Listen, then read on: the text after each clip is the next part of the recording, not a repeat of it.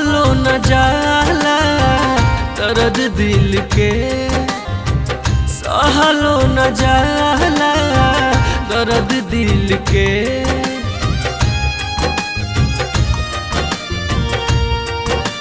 हाँ कहलो न जाला दर्द दिल के, सहलो न जाला दर्द दिल के।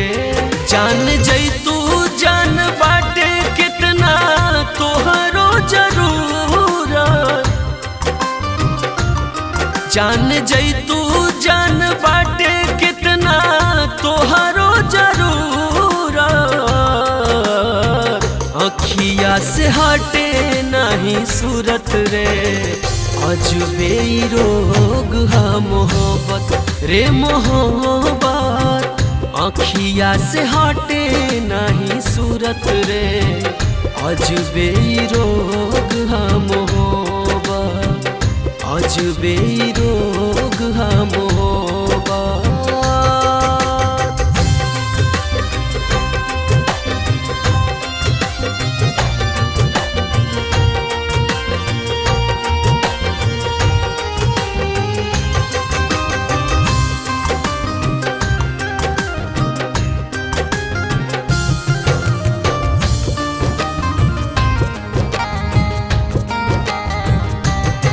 ना मनेला तानी को पागल बमन, तड़पे नी याद में हम छने छन।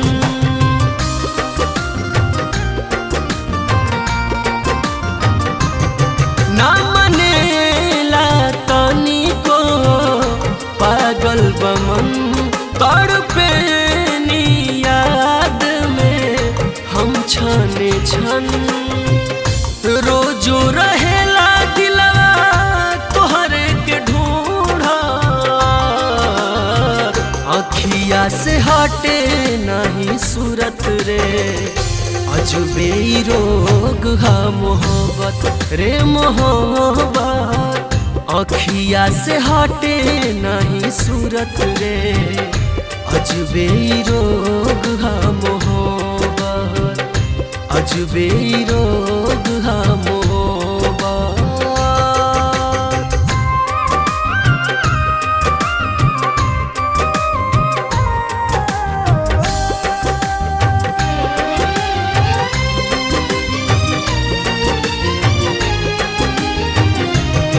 जायाबाद रहा तू ये सनम, सहले हब कसहूं दीहल जखम।